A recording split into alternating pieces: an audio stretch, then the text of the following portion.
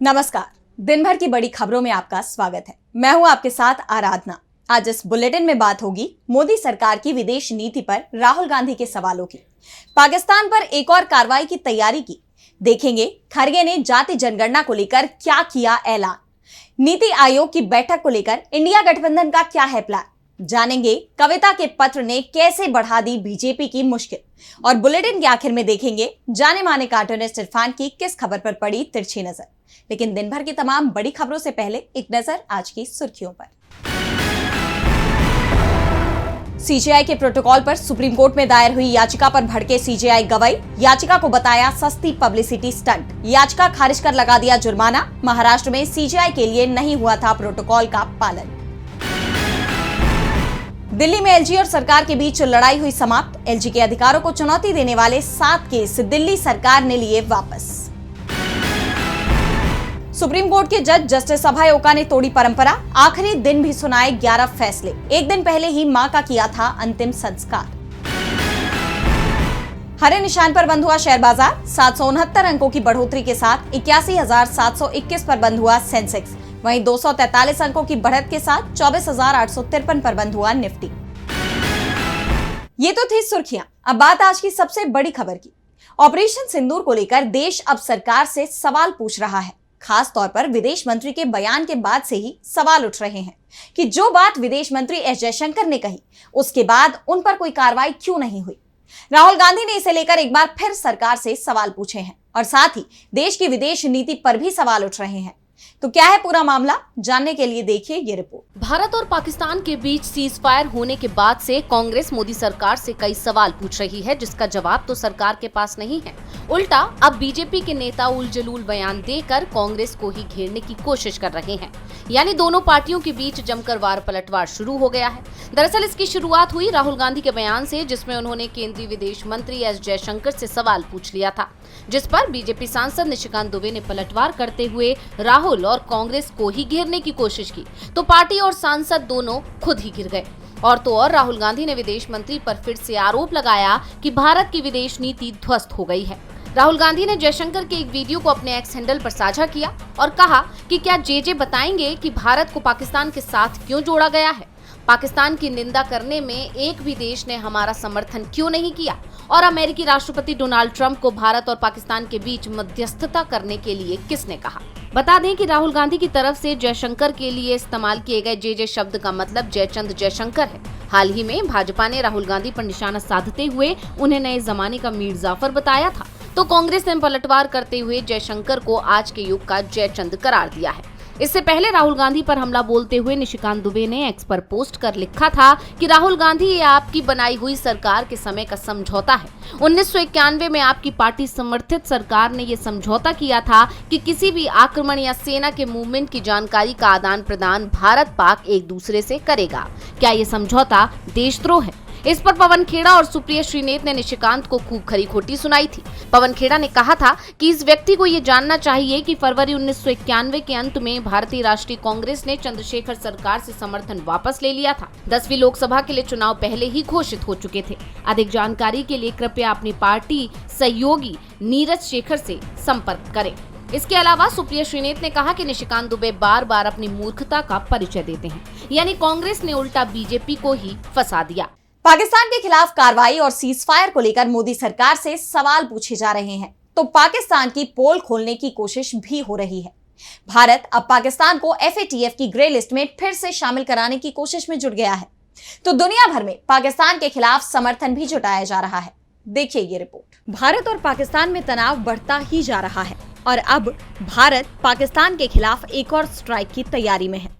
Bharat world bank से appeal करेगा कि वो जून में पाकिस्तान को मिलने वाले 20 अरब डॉलर के पैकेज की मंजूरी पर फिर से विचार करे।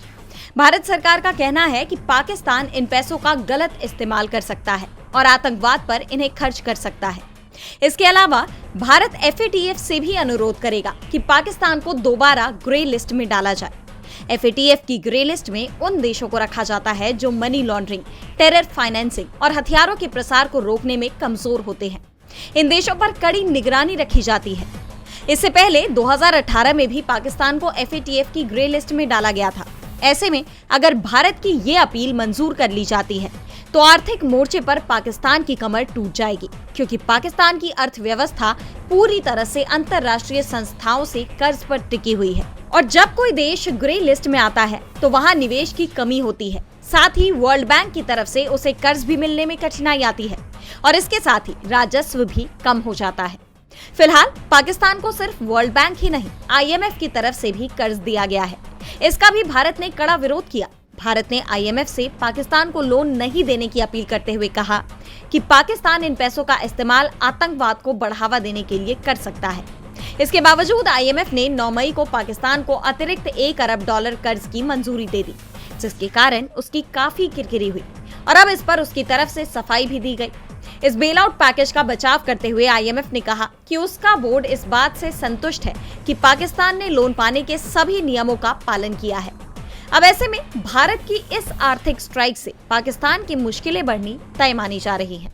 पाकिस्तान का चेहरा तो पहले ही दुनिया के सामने आ चुका है और अब उसे घेरने की कोशिश की जा रही है, तो वहीं मोदी सरकार भी देश में घिरती दिखाई दे रही है। विपक्ष जनता से जुड़े मुद्दे उठा रहा है और अब जाति जनगणना का मुद्दा एक बार फिर तूल पकड़ रहा है। कांग्रेस अध्यक्ष मल्लिकार्जुन खड़गे ने इसे लेकर बड़ा अभियान चलाने का ऐलान कर दिया है। देखिए ये रिपोर्ट। कांग्रेस अध्यक्ष मल्लिकार्जुन खड़गे ने जातिगत जनगणना को लेकर एक बार फिर केंद्र सरकार पर निशाना साधा है। एक कार्यशाला में अपने संबोधन को ट्वीट करते हुए उन्होंने कहा कि जाति जनगणना सिर्फ आंकड़ों की बात नहीं, बल्कि ये भारतीय लोकतंत्र का नैतिक दायित्व है।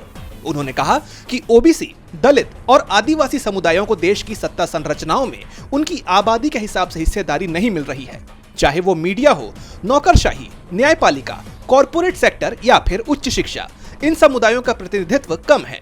इसका हल निकालने के लिए खड़गे ने जातिगत जनगणना को जरूरी बताया ताकि सही आंकड़े सामने आएं और नीतियां बनाई जा सकें। खड़गे ने X पर लिखा, जातिगत जनगणना का मुद्दा कोई नया नहीं है, कांग्रेस पार्टी ने इसे लगातार उठाया है। मैंने खुद अप्रैल 2023 में PM को पत्र लिखकर ये मांग दोहराई थी कि जातिगत जनगणना को तत्काल शुरू किया जाए। ये भारतीय लोकतंत्र का नैतिक दायित्व है। मल्लिकार्जुन खड़गे ने यह भी मांग की कि संविधान के अनुच्छेद 15(5) को लागू किया जाए ताकि निजी शिक्षण संस्थानों में OBC, दलित और आदिवासी छात्रों को आरक्षण मिले। साथ ही उन्होंने 50% आरक्षण की सीमा पर नए आंकड़ों के आधार पर फिर से विचार करने की भी बात कही। तेलंगाना के जाति सर्वेक्षण को मिसाल बताते हुए उन्होंने केंद्र से ऐसा ही पारदर्शी मॉडल अपनाने को कहा। कांग्रेस प्रवक्ताओं से अपील करते हुए खड़गे ने कहा कि इस मुद्दे को जनता तक तथ्यों और संवेदनशीलता के साथ ले जाना उनकी जिम्मेदारी है। इसे सिर्फ चुनावी मुद्दा नहीं, बल्कि वैचारिक प्रतिबद्धता बताते हुए उन्होंने देशवासियों से एकजुट होकर ऐसा भारत बनाने की अपील की जहां हर नागरिक को सम्मान और समान अधिकार मिले। कांग्रेस के दबाव में मोदी सरकार जाति जनगणना के लिए तैयार हो गई है, लेकिन मोदी सरकार की नीतियों में बहुत बदलाव आता नहीं दिख रहा। जिन राज्यों में सरकार बीजेपी विरोधी दलों की है, उन राज्यों के सामने केंद्र मुश्किलें खड़ी कर रहा है और अब बीजेपी विरोधी राज्यों के CM नीति आयोग की बैठक में सरकार को घेरने की तैयारी कर चुके हैं। ये बैठक 24 को होनी है। तो क्या है इंडिया का प्लान, देखिए इस रिपोर्ट में। 24 मई को नई दिल्ली में नीति आयोग की बैठक होनी है, जिसमें शामिल होने के लिए सभी राज्यों के मुख्यमंत्रियों को न्योता दिया गया है। इस बैठक के लिए इंडिया गठबंधन की तरफ से तैयारियां कर ली गई है, लेकिन बैठक से पहले ही NDA और इंडिया गठबंधन के बीच टकराव तेज होता दिखाई दे रहा है। इंडिया गठबंधन शासित राज्यों ने आरोप लगाया है कि केंद्रीय जांच एजेंसियों का गलत इस्तेमाल किया जा रहा है और गैर BJP शासित राज्यों के फंड को रोका जा रहा है। ऐसे में इस बैठक को लेकर सियासी सरगर्मियां तेज हैं। हालांकि पिछली बार इंडिया गठबंधन ने नीति आयोग की बैठक का बहिष्कार कर दिया था, लेकिन इस बार इस बैठक में झारखंड के CM हेमंत सोरेन, तमिलनाडु के CM MK स्टालिन, पंजाब के CM भगवंत मान हिस्सा लेंगे। कांग्रेस शासित राज्यों के CM भी दिल्ली आ रही हैं। साफ है, इंडिया गठबंधन इस बार पूरी रणनीति के साथ सरकार से भिड़ने को तैयार है। बता दें कि पिछले साल हुई नीति आयोग की बैठक का इंडिया गठबंधन ने बहिष्कार कर दिया था। सिर्फ ममता बनर्जी इस बैठक में शामिल हुई, लेकिन वो भी बैठक बीच में छोड़कर चली गई थी। उन्होंने आरोप लगाया था कि सरकार ने उन्हें बोलने नहीं दिया। इस बार ममता के आने पर संशय बना हुआ है, जबकि पंजाब के CM भगवंत मान ने साफ कर दिया है कि वो इस बैठक में पानी का मुद्दा उठाएंगे। वहीं तमिलनाडु के CM MK स्टालिन जो दिल्ली पहुंच चुके हैं, उन्होंने साफ कर दिया है कि राज्य के हक की आवाज उठाने के लिए वो इस बैठक में हिस्सा ले रही हैं। वैसे इस बैठक में एक मुख्यमंत्री नीतीश कुमार की मौजूदगी पर सबकी नजरें टिकी हुई हैं। बीजेपी से नाराजगी की खबरों के बीच नीतीश कुमार दिल्ली आ रही हैं। नीति आयोग की बैठक के बाद 25 मई को ऑपरेशन सिंदूर को लेकर NDA के मुख्यमंत्रियों की मीटिंग होनी है, जिसको लेकर विपक्ष सवाल उठा रहा है कि सिर्फ NDA के मुख्यमंत्रियों को ही इसकी जानकारी क्यों दी जा रही है, विपक्ष को क्यों नहीं? सरकार जवाब देने से क्यों बच रही है? बीजेपी अपने विरोधियों की घेराबंदी तो कर ही रही है, साथ ही कांग्रेस विरोधी दलों को अपने साथ लाने की कोशिश भी कर रही है, खास तौर पर तेलंगाना में जहां बीजेपी कांग्रेस का मुकाबला नहीं कर पा रही है। वहां वो केसीआर की मदद लेने की कोशिश में है, लेकिन केसीआर की बेटी के कविता ने इस पर सवाल उठा दिए। अपने पिता को पत्र लिखा है, तो क्या है इस पत्र में, देखिए ये रिपोर्ट। तेलंगाना की सियासत में हंगामा मच गया है और वजह है बीआरएस नेता के कविता का अपने पिता के चंद्रशेखर राव को लिखा एक पत्र।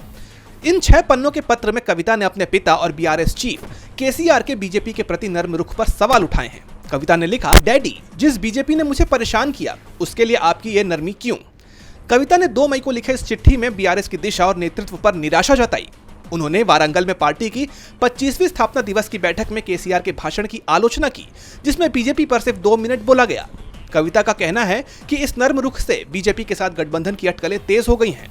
उन्होंने चेतावनी दी कि कांग्रेस से जनता का भरोसा उठ रहा है और लोग बीजेपी की ओर देख रहे हैं, जिसका बीआरएस को फौरन मुकाबला करना चाहिए।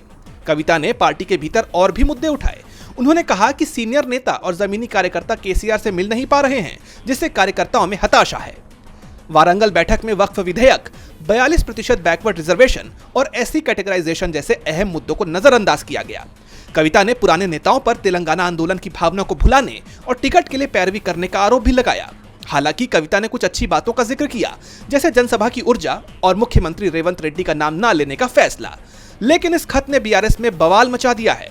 कांग्रेस ने इसे भुनाते हुए बीआरएस बीजेपी के कथित गठजोड़ और पार्टी के अंदरूनी कलह को उजागर किया। केसीआर ने अभी तक इस पर कोई जवाब नहीं दिया, लेकिन कविता के इस कदम से नई पार्टी, विभाजन या सुधारों की अटकलें तेज हो गई हैं। तेलंगाना की सियासत में सबकी नजर अब के कविता पर है कि ये चिट्ठी बीआरएस के लिए नया मोड़ लाएगी या सिर्फ हलचल मचाकर रह जाएगी। जिस पार्टी ने केसीआर की बेटी को जेल भेजा, उसको लेकर क्यों नरमी दिखाई जा रही है? के कविता ने बेहद तीखा सवाल अपने पिता से पूछा है। तो वहीं उत्तर प्रदेश में बीजेपी की सहयोगी पार्टी अपना दल एस भी बीजेपी से नाराज दिख रही है। पार्टी चीफ अनुप्रिया पटेल ने अकेले चुनाव लड़ने का ऐलान कर दिया है। तो क्या है पूरा मामला, देखिए इस रिपोर्ट में। क्या एनडीए में दरार पड़ गई है? ये सवाल केंद्रीय मंत्री अनुप्रिया पटेल के एक ऐलान के बाद से उठने लगा है। अपना दल एस की प्रमुख केंद्रीय मंत्री अनुप्रिया पटेल ने गुरुवार को प्रयागराज में ऐलान किया कि यूपी पंचायत चुनाव में उनकी पार्टी सभी सीटों पर अकेले दम पर चुनाव लड़ेगी। पंचायत के चुनाव में गठबंधन को लेकर कोई बातचीत नहीं हुई है। ऐसे में जो हमारे कार्यकर्ता चुनाव लड़ना चाहते हैं, उन्हें पंचायत चुनाव में पूरा अवसर दिया जाएगा। इस तरह से अनुप्रिया पटेल ने साफ कर दिया कि 2026 में होने वाले यूपी पंचायत चुनाव में बीजेपी के खिलाफ पूरे दमखम के साथ उतरेंगी। अब सवाल ये उठ रहा है कि केंद्र और राज्य दोनों सरकारों में साथ होने के बावजूद अनुप्रिया पटेल ने अकेले चुनाव लड़ने का ऐलान क्यों किया? इसको लेकर जानकारों का कहना है कि अनुप्रिया पटेल कई मौकों पर योगी सरकार की आलोचना करती रही हैं, यानी योगी सरकार के साथ उनकी तनातनी की खबरें आती रहती हैं।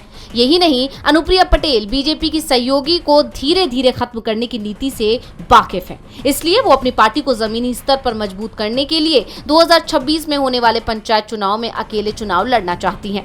एक तरह से अनुप्रिया पटेल पंचायत चुनाव को 2027 के विधानसभा चुनाव का रिहर्सल मान रही हैं। अगर पार्टी अच्छा प्रदर्शन करती है तो अनुप्रिया पटेल 2027 में बीजेपी पर दबाव बना सकती हैं, सीट बंटवारे में बार्गेन कर सकती हैं। खैर, वजह जो भी हो, फिलहाल अनुप्रिया के ऐलान ने सियासत को गरमा दिया है। चर्चा ने जोर पकड़ लिया है कि क्या 2027 विधानसभा से पहले एनडीए बिखरने वाला है। यूपी में बीजेपी के गठबंधन सहयोगियों की नाराजगी की खबरें लगातार आ रही हैं, चाहे वो ओम प्रकाश राजभर की पार्टी हो या फिर संजय निषाद की या फिर अनुप्रिया पटेल, सभी बीजेपी से नाराज हैं और इसका असर चुनावों में देखने को भी मिलेगा। असर इस समय देश में ऑनलाइन सट्टेबाजी को लेकर भी दिख रहा है। इसे लेकर मामला सुप्रीम कोर्ट पहुंच गया है, देखिए ये रिपोर्ट। सुप्रीम कोर्ट ने ऑनलाइन बेटिंग को बंद करने की मांग पर केंद्र सरकार को नोटिस भेजा है। ये मामला ईसाई धर्म प्रचारक के पॉल की याचिका से शुरू हुआ, जिसमें उन्होंने ऑनलाइन बेटिंग को जुआ बताकर इसे पूरी तरह बंद करने की मांग की। कोर्ट ने कहा कि वो केंद्र से जवाब मांगेगा और अगर जरूरत पड़ी तो राज्यों को भी नोटिस जारी करेगा। जस्टिस सूर्यकांत और जस्टिस एन कोटेश्वर सिंह की बेंच के सामने पॉल खुद पेश हुए। उन्होंने कहा कि ऑनलाइन बेटिंग समाज के लिए सिरदर्द बन चुकी है। खासकर तेलंगाना में हजारों लोग इसमें पैसे गंवाकर अपनी जान ले चुके हैं। उन्होंने तर्क दिया कि सिगरेट के पैकेट पर तो हेल्थ वार्निंग होती है, लेकिन बेटिंग ऐप पर कोई ऐसी चेतावनी नहीं दी जाती। जजों ने जवाब में कहा कि यह मुद्दा पहले भी कोर्ट में उठ चुका है। वो मानते हैं कि ऑनलाइन बेटिंग बंद होनी चाहिए, लेकिन लोग अपनी मर्जी से इसमें हिस्सा लेते हैं। जैसे किसी की जान लेने के खिलाफ कानून है, लेकिन फिर भी इस तरह की घटनाएं रुकती नहीं हैं। वैसे ही सिर्फ कानून बनाने से ये समस्या पूरी तरह हल नहीं होगी। पॉल ने आगे कहा कि 25 से ज्यादा बॉलीवुड और टॉलीवुड सितारे इन बेटिंग ऐप्स का प्रचार करके लोगों को ललचाते हैं। यहां तक कि क्रिकेट का भगवान कहलाने वाला खिलाड़ी भी इनका ऐड करता है। इस पर जस्टिस सूर्यकांत ने चुटकी लेते हुए कहा कि वो इसलिए क्योंकि उन्हें पता है कि आईपीएल के नाम पर हजारों लोग सट्टेबाजी में उलझे हैं। कोर्ट ने फिलहाल केंद्र को नोटिस भेजकर जवाब मांगा है। पॉल ने गूगल प्ले स्टोर और एप्पल ऐप स्टोर से बेटिंग ऐप्स हटाने की भी मांग की, लेकिन कोर्ट ने कहा कि अभी कोई अंतरिम आदेश नहीं दिया जाएगा। अगर जरूरत पड़ी तो राज्यों को भी इस केस में शामिल किया जाएगा। और बुलेटिन के आखिर में देखेंगे जाने माने कार्टूनिस्ट इरफान की किस खबर पर पड़ी तिरछी नजर।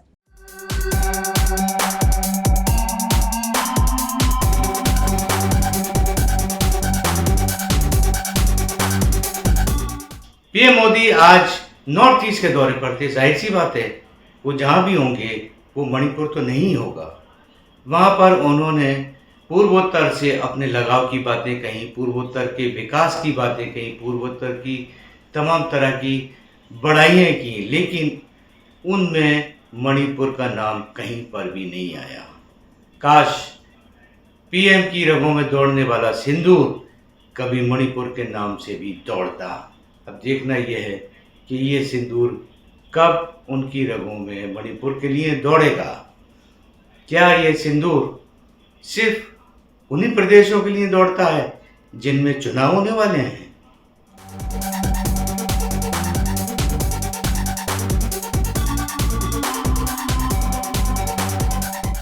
बहुत बहुत शुक्रिया इरफान जी। तो आज इस बुलेटिन में इतना ही। आप देखते रहिए डीवी लाइव। नमस्कार।